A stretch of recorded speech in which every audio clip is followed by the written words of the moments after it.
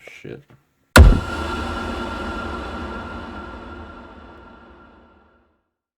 Alright, what's up guys? Team Crimson again with a spicy deck profile. This is Subterrors with Prediction Princess, obviously, and some spicy tech. So we get right into it.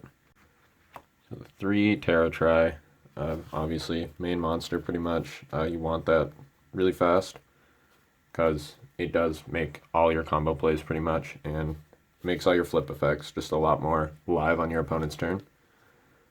The 3 Stalagmo. A lot of people don't run this at 3. I like it at 3 just because you can pay for the entire ritual cost of this with it and then bring it back in the end phase. So I like it for that reason, and it's 2800, so it's like it's the biggest monster in the deck. Play the triple Umastrix because banishing your opponent's card is really good, and yeah, that's pretty much it. His flip effect is too good not to use. 3 Nemesis Warrior because his effect is good, and he's one of the 4 Subterror cards that are out right now, so you kind of need to use him just for the name. And he is really good. When the new support comes out, I can't see him not being in the deck. So, okay, spicy tech time. Triple Edea and triple Eidos. So the reason behind this is a lot of people play the Brilliant Fusion thing, and it's good in this deck. Like Terror Top and Brilliant Fusion and stuff in this deck is good, but I would rather play this just because this is like a 1 card, any of the Subterrors, if you have it in your hand to tribute. And with Eidos' effect in the graveyard, you can bring this back and get another one, and then with Nemesis Warrior, use his effect to tribute the monsters for one of the same level, and all these are 7 if you have them on the field, so you can get Umastrix out of it. So it's worth to play the Monarchs just because it's like a secondary engine outside the Prediction Princess sort of thing, and it works way better than Brilliant Fusion, I've found.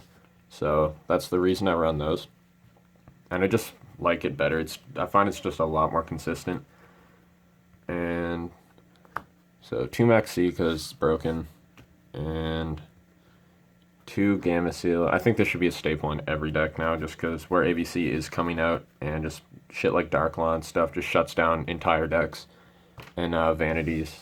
Okay, wait, you can't Gamma Seal over Vanities, but just anything like that, any big monster, you can just get rid of it, and it's just an out to a lot of things. 1 Pot of the Forbidden because it's a really good card. I wouldn't really run it at more than 1, because you don't always want to see it, but when you do, it's really nice. Just some broken effects. That's it for the monsters. For spells, you got 3 Hidden City. Obviously, this card is really good. Negates attacks. When you activate it, you can add any Subterror from your deck to your hand, which is really nice. So that card is crazy, and the 2 Terraforming to go with it. So just because you do want to see it a lot. 3 Prediction Ritual for Tarot Tray. Play 3 Pre-Prep, which means that 1 is almost always going to be dead, 1 or 2, depending on what you draw into, but it's worth it just because you want to open the best possible turn. Like, your first turn has to be really good, so you play 3 just because you want to open really strong. So even though 1 is probably going to be dead, or 2, it's not really a big deal. It doesn't hurt you that bad, because you just want to go in and then fuck shit up on the first turn, and then win the game as fast as possible.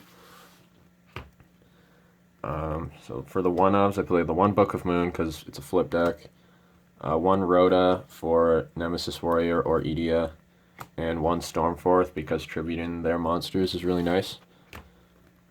And then only 3 traps, 1 of those, 1 Strike, and 1 Warning. I would probably play a 2nd Strike over that. I play this just because it's close to Strike, and it is a really good card, and it's alti, so that's why I play it. But yeah, Strike is just better, pretty much. So I would play a Strike over that, but I don't have a 3rd one. That's the closest thing you can get to a Strike. For an extra deck, I don't really have that good of an extra deck because I don't Yeah, I don't really know what, like, I don't really find myself going into it that much. And the rank 9s that you can make off Terror Trade just aren't that good. Like, I would rather not make rank 9s. And the Subterrors are just better on the field, so, like, you could run something like just some rank 10s and stuff, or, like, rank 4s, stuff like Dweller, this toolkit stuff, if you really want to. I don't really have a complete extra deck for this. It's just, like, a couple cards that I just threw in there just to make it look like I have something. But yeah, extra deck is not a big deal for this because all your monsters are pretty big, and I would rather have their effects over over like an Xyz effect. So that's the reasoning behind that.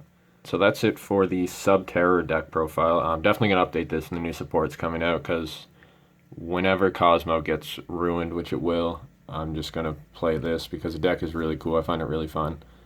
And yeah, it's good and I like it, and that's a deck profile. So thanks for watching.